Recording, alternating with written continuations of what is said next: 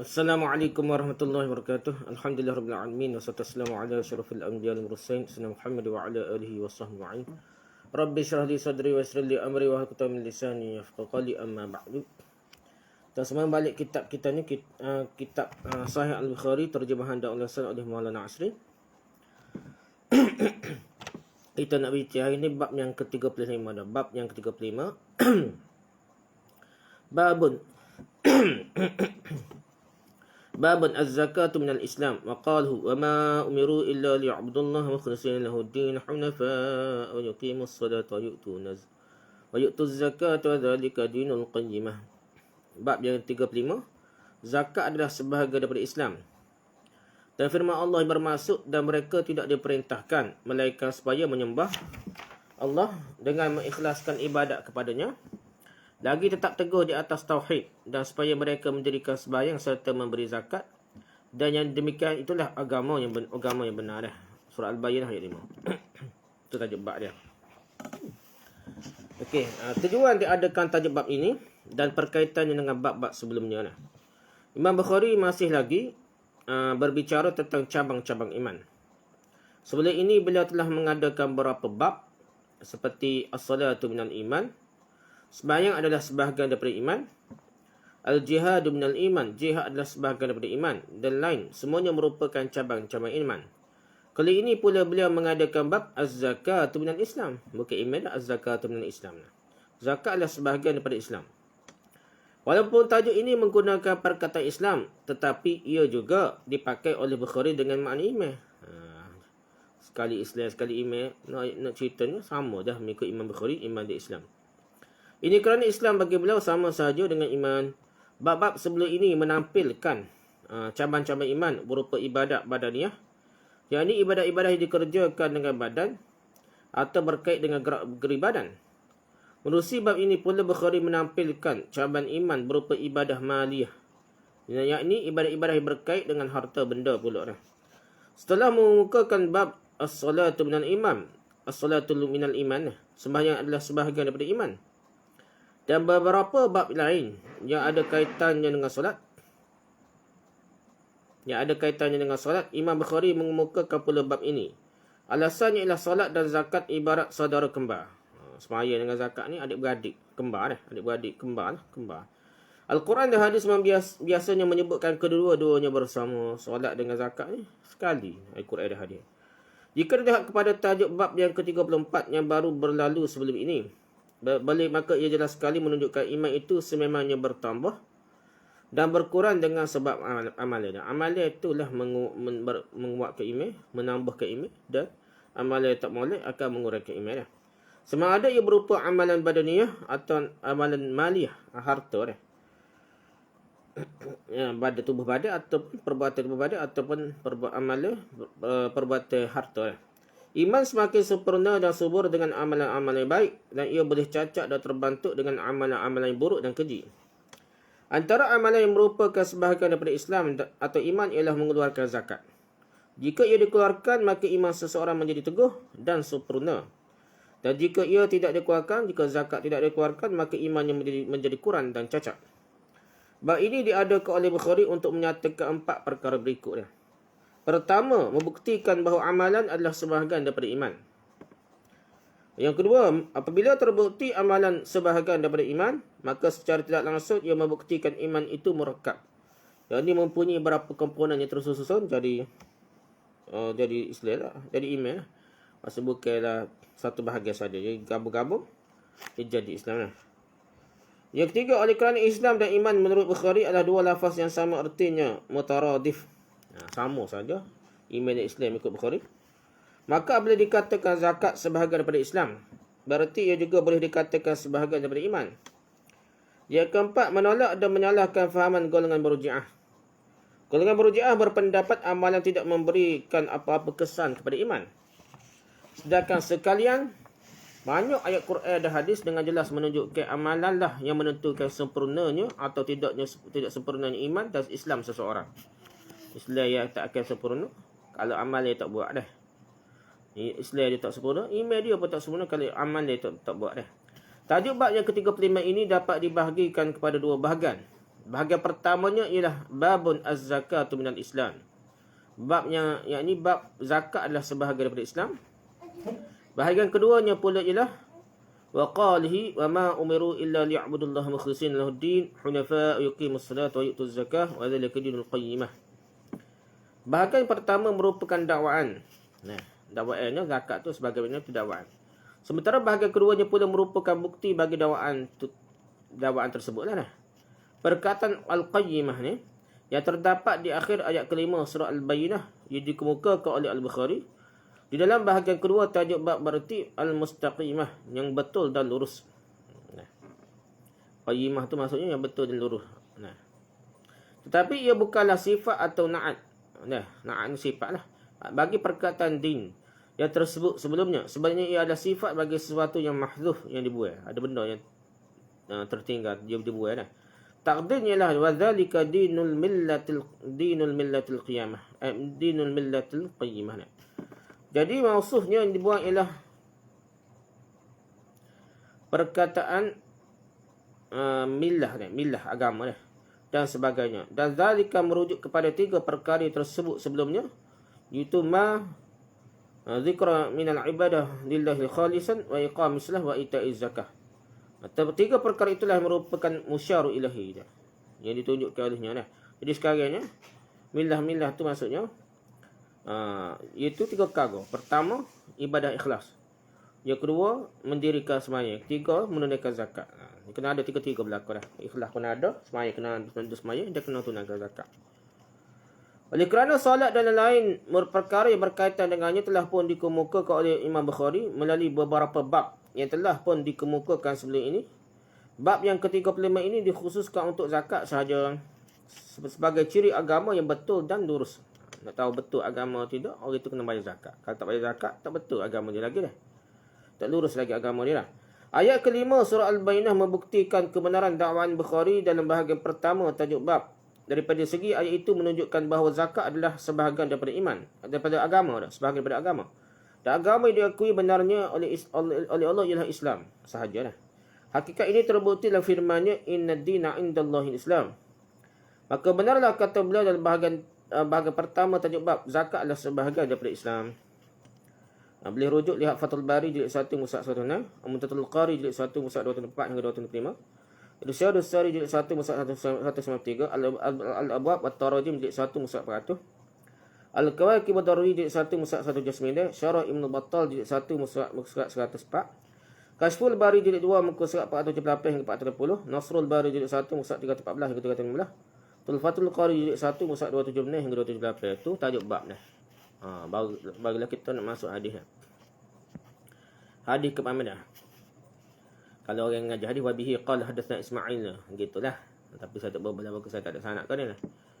Hadatsana Ismail qala hadatsani Malik bin Anas an ammihi Abi Suhail bin Malik an abihi annahu sami'a Talha bin Ubaidillah yaqulu ja'a rajulun ila Rasulillah sallallahu alaihi wasallam min ahli Najd ثائر الرأس نسمع دوي صوته ولا نفقه ما يقول حتى دنا فإذا هو يسأل عن الإسلام فقال رسول الله صلى الله عليه وسلم 5 صلوات في اليوم والليلة فقال هل علي غيرها قال لا إلا أن تطوع قال رسول الله صلى الله عليه وسلم وصيام رمضان قال هل علي غيره قال لا إلا أن تطوع قال وذكر له رسول الله صلى الله عليه وسلم الزكاة قال هل علي غيرها قال لا إلا أن تطوع قال فأدبر الرجل وهو يقول والله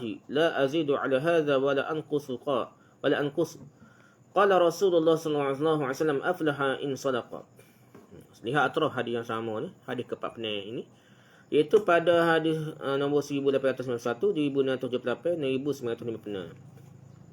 1956. Okey, hadis ke-4 terjemahannya. Ismail bin Abi Uwais meriwayatkan kepada kami, katanya Malik bin Anas meriwayatkan kepadaku daripada bapa saudaranya Abu Suhail bin Malik daripada ayahnya, jadi Malik bin Abi Amir, bahawa beliau mendengar Talhah bin Ubaidillah berkata, datang seorang lelaki kepada Rasulullah SAW dari penduduk Najd.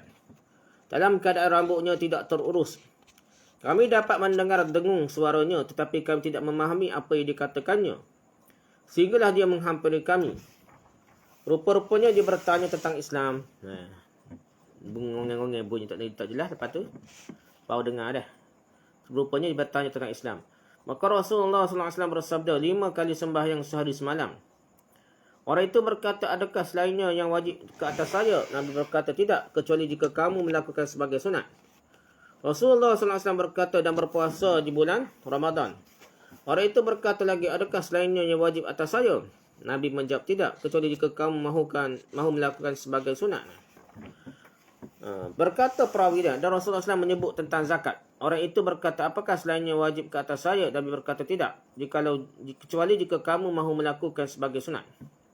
Perawi berkata, maka lelaki itu pun pergi dan berkata, demi Allah, aku tidak akan melebihkan daripada ini dan aku tidak akan menguranginya. Mendengar kata-katanya itu, Nabi SAW pun bersabda, akan berjayalah dia kalau dia benar dia. Apalah in sadaqah. Itulah hadis tu dah. Jadi syarah dia panjang lah. Nota kaki dah. Ulasan tu, huraian dia panjang. Jadi kita pergi satu-satu. Okey. Ismail bin Abi Was meriwayatkan kepada kami, katanya Malik bin Anas meriwayatkan kepadaku daripada bapa saudaranya Abu Suhail bin Malik ni. Okey. Nama sebenar Abu Suhail ni ialah Nafi' bin Malik bin Abi Amir Al-Madani. Nafi' bin Malik bin Abi Amir Al-Madani. Itu nama sebenar Abu Suhail. Lepas tu dan bin Malik daripada ayahnya Malik bin Abi Amir ni. Beliau ialah datuk Imam Malik ni. Malik bin Abi Amir datuk Imam Malik ni. Kunyahnya ialah Abu Anas dan Abu Muhammad. Abu Anas dan Abu Muhammad. Tadi kita kata Ismail, katanya Malik bin Abi Anas. Malik tu Imam Malik lah. Daripada Abu Sahih, bapa saudara dia, bapa saudara Imam Malik. Pada ayah pada bapa saudara dia tu, tok dia lah Malik bin Abi Amir tu kepada Imam Malik. Okey. Lepas tu baru beliau mendengar Talhah bin Ubaidillah. Talhah bin Ubaidillah sahabat dah. Malik bin Abi Amir tu pada Imam Malik lah. Jadi bila datang Talhah bin Ubaidillah ni.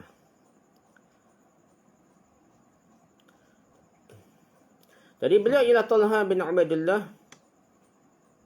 Okey, kunyah tak ada. Datuk Imam Malik ni kunyahnya Abu Anas dan Abu Muhammad. Nama dia Malik bin Abi Amir lah. Okey, bila datang Talhah bin Ubaidillah. Beliau ialah Talhah bin Ubaidillah bin Utsman bin Amir bin Ka'ab bin Sa'ad bin Taim bin Murrah bin Ka'ab bin Lu'ay bin Qadib Al-Qurashi At-Taibi Al-Badani. Nama sahabatnya. Abu Muhammad adalah kunyahnya kepada Talhah bin Ubaidillah. Talhah meriwayatkan hadis secara langsung daripada Rasulullah SAW. Beliau juga ada meriwayatkan hadis daripada Abu Bakar dan Umar radhiyallahu anhuma. As-Sa'id bin Yazid, Malik bin Aus bin Al-Hadathan, Abu Uthman Al-Nahdi, Qais bin Abi Hazim, Malik bin Abi Amir Al-Asbahi, Amir bin Syarahil, yani Asy-Sya'bi, Ahnaf bin Qais, Abu Salamah bin Abdurrahman bin Auf. Dan lain juga adalah perawi-perawi hadis daripada beliau. Jadi ini anak-anak murid kepada Talhah bin Ubaidillah lah. Selain mereka tersebut itu Yahya, Musa dan Isa adalah 3 orang anak lelaki Talhah yang meriwayatkan hadis sebenarnya. Anak dia sendiri pun meriwayatkan hadis, Yahya, Musa dan Isa ni. Ya, anak kepada Talhah. Talhah adalah salah seorang daripada 10 orang sahabat Rasulullah SAW yang dijanjikan syurga oleh baginda. Talhah bin Ubaidillah ni 10 orang dari satu hadis kata setengah riwayat tu. Disebutkan dijamin syurga tu. Talhah lah termasuk. Talhah bin Ubaidillah salah seorang lah. Silsilah nasabnya, silsilah nasab Talhah ni bertemu dengan silsilah nasab Rasulullah SAW pada bapa yang ketujuh. Toknya yang ketujuh lah. Sama seperti Sayyidina Abu Bakar lah. Mak Talhah juga telah memeluk Islam di peringkat awal lagi dan terbilang salah seorang sahabiah yang berhijrah ke Madinah juga. Mak dia sendiri pun berhijrah ke Madinah. Talhah bin Ubaidillah ni. Mak kepada Talhah. Talhah telah menyertai semua peperangan bersama Rasulullah SAW kecuali peperangan Badar sahaja tak ada. Beliau seperti Sa'id bin Zaid juga tidak menyertainya. Sa'id bin Zaid. Walaupun begitu, Rasulullah SAW tetap memberikan kepadanya habuan daripada harta rampasan perang Badar juga. Seperti orang-orang yang menyertai juga, di samping menjanjikan pahala diperolehi mereka juga. Ada sebab lah. Ada tugas sihat dan beri tu menyebab kita lagi lah. Sayyidina Abu Bakar apabila menyebut tentang peranan dan pengorbanan Talhah dalam peperangan Uhud. selalu berkata, kredit pada hari itu semuanya diperolehi Talha. Bila pahala ke apa? Peran yang besar dimainkan oleh Talha lah. Siapa dia kata kredit ataupun puji ke apa tu, sepatutnya boleh pada Talha lah. Talha adalah salah seorang daripada 8 orang yang mendahului orang-orang lain dalam memeluk agama Islam. Jadi dia peringkat awal lagi dah memeluk Islam. Siapa kau dia ni seorang daripada 8 orang. Masa tu 8 orang zaman Islam, dia ni salah seorang daripada 8 orang tu mula-mula memeluk Islam dah. Beliau juga merupakan salah seorang daripada 5 orang yang memeluk Islam berkat usahanya Sayyidina Abu Bakar. Jadi dia masuk Islam melalui kempen Abu Bakar. Abu Bakar ni ngepin dia, dakwah dia, sehinggalah dia masuk Islam dah. Jadi peringkat awal benar lagi dah. Dan beliau juga merupakan salah seorang daripada 6 orang ahli syurga yang disebut Sayyidina Umar sebagai orang yang layak menyandang jawatan khalifah sesudahnya. Iaitu 6 orang sahabat yang Rasulullah SAW meninggal dunia dalam keadaan berpuas hati dengan mereka. Jadi ni orang hak Umar tunjuk ni sebagai orang hak bermusyarak, orang hak berhati dia tu, termasuklah Talha bin Ubaidillah. Talha adalah antara sahabat yang tidak berganjak bersama Rasulullah SAW dalam peperangan Uhud. 2 jari beliau lumpuh buat selama-lamanya kerana menahan anak panah yang disasarkan tepat ke muka Rasulullah SAW. Baginda terus selamat daripada terkena anak panah itu kerana beliau. Kerana Talha dia suka ni. Talha seorang yang sangat pemurah dan sangat dermawan. Kerananya Rasulullah SAW menggelarkan beliau Talha al-Khair. Talha yang baiklah. Talha pemurah. Dan Talha dermawan. Tu Nabi puji Talha. Beliau terbunuh dalam peristiwa peperangan Jamal pada 10 hari bulan Jumadil Ula tahun 3 Hijrah ketika berumur 4 tahun dia meninggal. Umur 4 tahun pergi lagi dah. Dan jenazah dia dikebumikan di Basrah, di Iraq. Sebanyak 38 hadis telah diriwayatkan daripadanya. Bukhari dan Muslim sama-sama meriwayatkan 2 sahaja hadisnya. Bukhari bersendirian tanpa Muslim dalam meriwayatkan 2 hadisnya. Muslim pula bersendirian tanpa Bukhari dalam meriwayatkan 3 hadisnya. Itu lebih kurang dah. Itu Talha. Peringatan.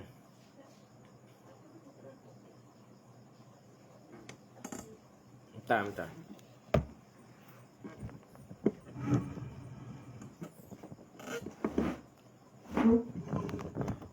Yang berkaitan dah. Boleh. Terdapat berapa peringatan? Terdapat berapa orang sahabat bernama Talha? Sahabat yang bernama Talha bin Ubaidillah pula ada 2 orang. Pertama, yang sedang dibincangkan sekarang itu salah seorang daripada 10 orang sahabat yang dijanjikan syurga secara khusus oleh Rasulullah SAW. Jadi Talha ni ramai nama sahabat. Talha bin Ubaidillah pula ada 2 orang pula dia, sahabat ni. Jadi hak Talha bin Ubaidillah kita bincang ni hak dijamin syurga. Ada Talha bin Ubaidillah lain pula ni.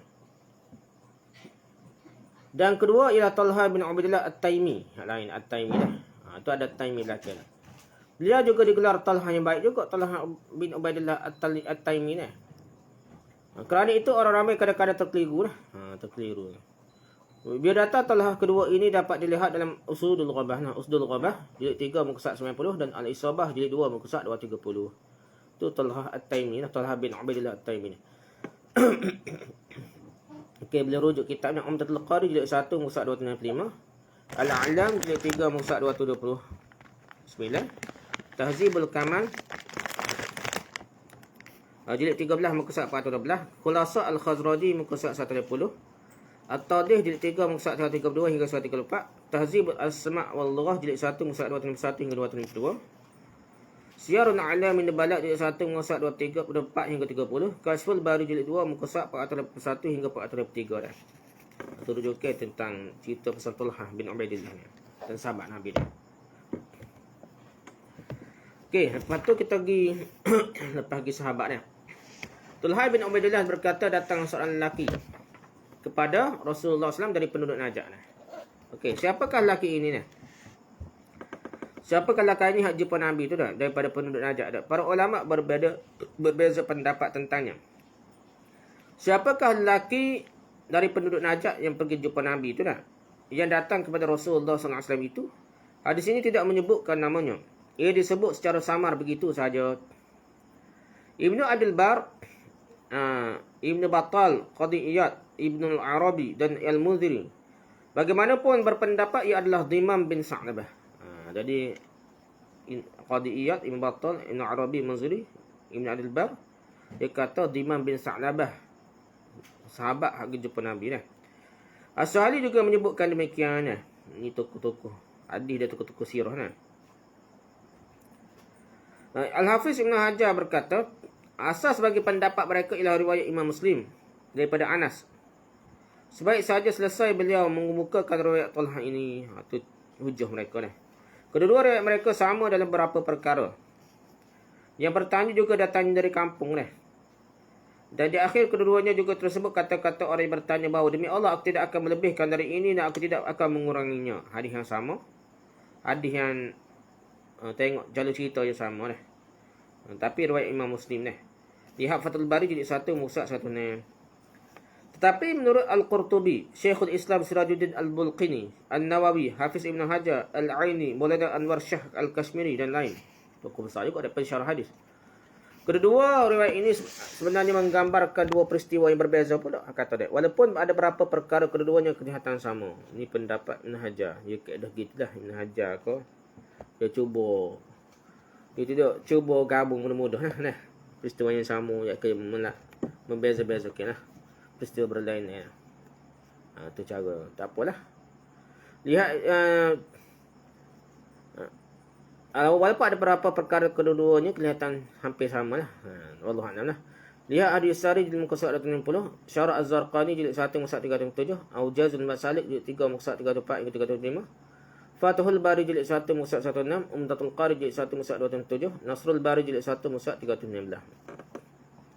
Habis itu dah. Okey, dia kata dari penduduk Najak dah. Najak ialah kawasan tanah tinggi, lawannya ialah Ghaur, ialah kawasan tanah rendah. Tanah tinggi Najak dimasukkan di sini ia terletak di antara bumi Hijaz dan Iraq. Luah Najak ni tidak mesti dia betul-betul hak Najak kata tempat Wahabi ke apa dah. Tapi ia luah dia antara Hijaz dengan Iraq tu kawasan tanah tinggi hak sana dah. Di situ dah. Dari hadis kalau kita baca banyak hadis, hak tu maksud dia dah. Bukan mestinya kapur hak kecil tu dah Najak. Tidak dah. Di luah. Okay, lepas tu dalam dia datang dalam keadaan rambutnya tidak terurus. Pun jauh lah. Pun Najak dekat tu tidak. Apa tu tak? Pun jauh lah. Okey, perbahasan tentang rangkaian kata Sa'irul Ra'si daripada segi Arab dan balaghahnya. Perkataan Sa'iru boleh dibaca dengan marfu' dan mansub. Sa'iru boleh, Sa'ira boleh. Kalau dibaca dengan marfu' maka ia menjadi sifat kepada rajulun. Sifat bagi rajulun. Nah, ni sifat dia kena ikutlah dah. Oleh kerana idhafah Sa'iru itu merupakan idhafah lafziyah, maka ia tetap sebagai isim nakirah. Isimnya tak ada alif lam lah. Dan tidak ada halangan untuk ia menjadi sifat bagi rajulun pun boleh juga. Jika ia dibaca dengan maksud pula, maka ia dikira sebagai hal bagi rajulun. Dalam hal keadaan lah. Dengan keadaan tertentu. Oleh kerana Zul Hal dan Sahibul Hal sekarang adalah nakirah mukhassasah, maka bolehlah ia menjadi Zul Hal. Dia punya hal keadaan lah. Perkataan Ar-Ra'su yang menjadi mudhaf ilaih bagi Sa'iru tu, Sa'irul Ra'si ni dipanggil mudhaf ilaih, jadi sini mudhaf ilaih lah. Bagi Sa'iru dia Ar-Ra'su dah. Tu punya dah. Boleh dianggap telah digunakan secara mubalaghah atau boleh juga dikatakan termasuk dalam kaedah majaz mursal. Ni kaedah Sa'irul Ra'su. Keadaan rambutnya tidak terurus tu hal lah kalau dibaca dalam keadaan rambut kepada kepala tidak terurus kepala dah. Tak terurus tu kepada kepala. Jadi ia tu tapi kaedah majaz mursal ginilah. Iaitu itlaqul mahalli wa iradatul hali dia. Menyebut tempat tetapi yang dimasukkan ialah sesuatu yang berada di tempat itu dah. Serabut kepala dah. Tapi cerita ni rambut yang terurus. Serabut kepala kita kata dah. Bukan kita kepala tapi tidak terurus rambut dah. Itlaqul mahalli wa iradatul hal. Tu majaz mursal panggil dah. Kita apalah tu kaedah bahasa Arab kena ngaji khusus lah untuk faham secara mendalam kaedah untuk faham. Kita tak turut ni kena ngaji hak ni lah. Okey, habis itu rambut dalam keadaan rambutnya tidak terus, kami dapat mendengar dengungan suaranya tapi kami tidak memahami apa-apa yang dikatakannya. Tak faham apa yang kata ni. Perbezaan riwayat tentang perkataan nasma'u atau nafqahu dah. kami dapat dengar suaranya tapi kamu tak faham apa yang dikatakannya dah. Nasma'u. Okey, terdapat dua riwayat berhubung dengan perkataan nasma'u dan nafqahu di sini. Kedua-duanya telah dibaca dengan sirah jamak mutakallim ma'ruf dan juga sirah wahid muzakkar ghaib majhul dah. Terjemahan yang diberikan di atas adalah berdasarkan kedua-duanya dibaca dengan sirah jamak mutakallim ma'ruf. Okey, ceklah dah. Dalam keadaan ini perkataan dawiyah akan dibaca dengan mansub sebagai maf'ul bagi nasma'u dah. Jadi maf'ul kena buatlah. Dah. Fa'il maf'ul dah. Nasma'u ni fa'il ni gitulah fa'il maf'ul dan ma yaqulu akan menjadi maf'ul bagi nafqahu dah. Jika kedua-dua perkataan nasma'u dan nafqahu dibaca dengan sirah wahid muzakkar ghaib majhul, maka ia akan menjadi yusma'u dan yufqahu. Nah, majhul lah. Demikian terdapat dalam riwayat Ibn Asakir itu yusma'u dan yufqahu dah. Ibn Katsir itu lain. Riwayat Ibn Asakir itu lain dah. Bukan nasma'u nafqahu tapi yusma'u dan yufqahu dah. Dalam keadaan ini perkataan dawiyah akan dibaca dengan marfu' dawiyu sebagai naibul fa'il bagi yusma'u dan ma yaqulu lah. Naibul fa'il ni kena marfu' dah. Ni kaedah bahasa Arab dah. Dah. Dia kena bagi yusma'u dan ma yaqulu pula akan sebagai naibul fa'il bagi yusma'u dan ma yaqulu pula akan menjadi naibul fa'il bagi yufqahu dah. Maka terjemahannya akan jadi begini. Dengungan suaranya dapat didengar tetapi apa yang diucapnya tidak difahami. Nah. Perkataan dawiyah boleh dibaca dengan fathah dalnya dan boleh juga dibaca dengan dhammah dalnya. Nah. Dawiyah boleh duwiyah boleh tak. Tu dari segi kaedah bahasa Arab lah. Kalau kita syarah hadis ni banyak ni bincang ni nah. Kalau kita tak reti ke tak faham lah baca dah kitab syarah walaupun kita boleh bahasa Arab sikit tak faham mana dah pasal banyak ilmu alat yang tinggi lah kena belajar lagi.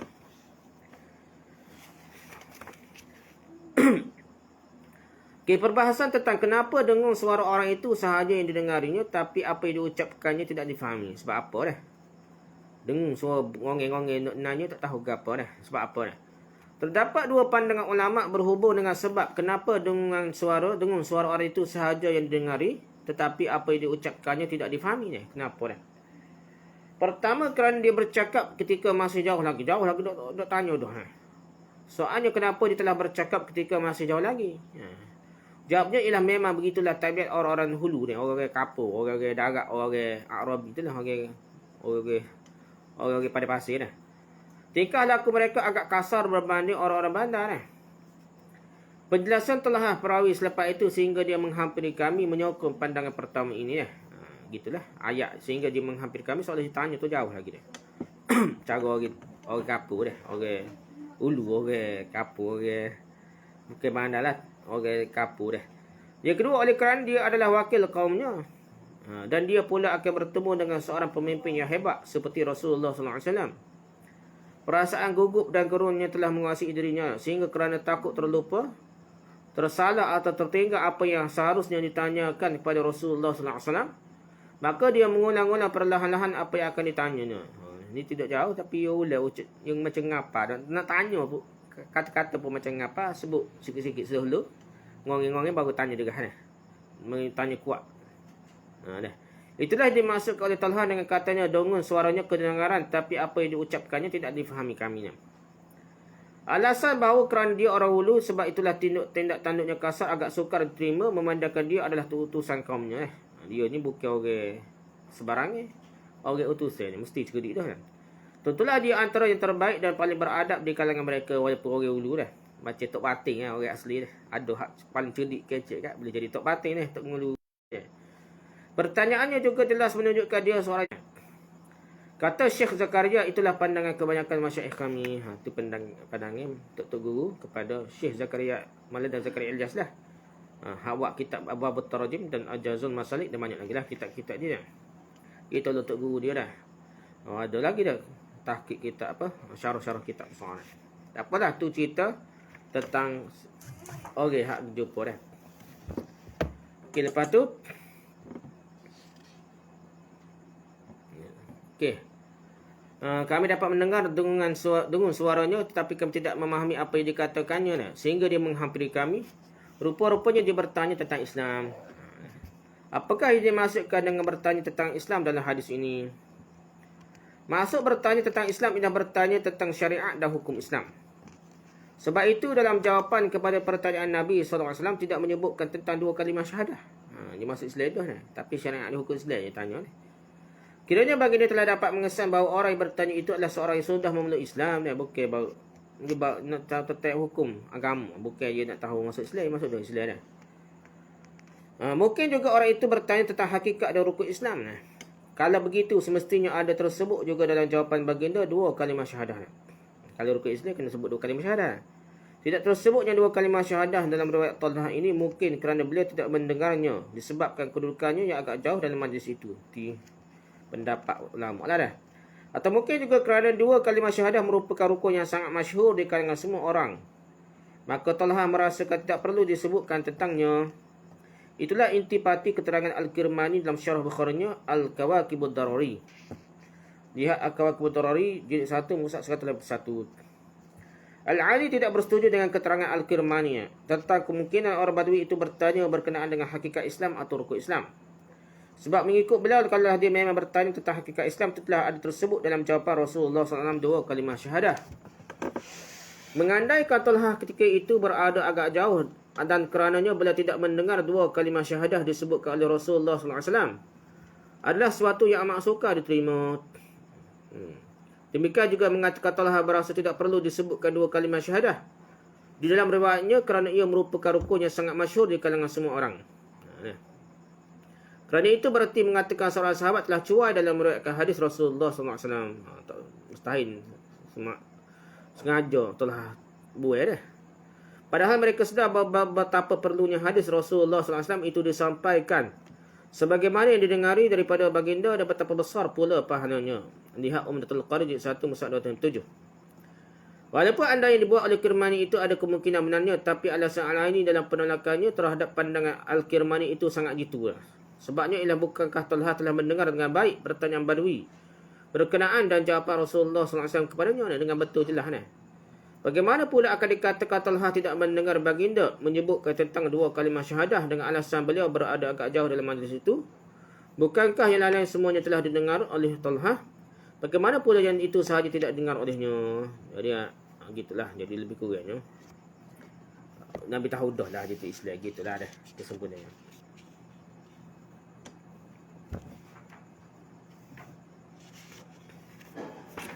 Nak baca lagi ke depan je pula ni.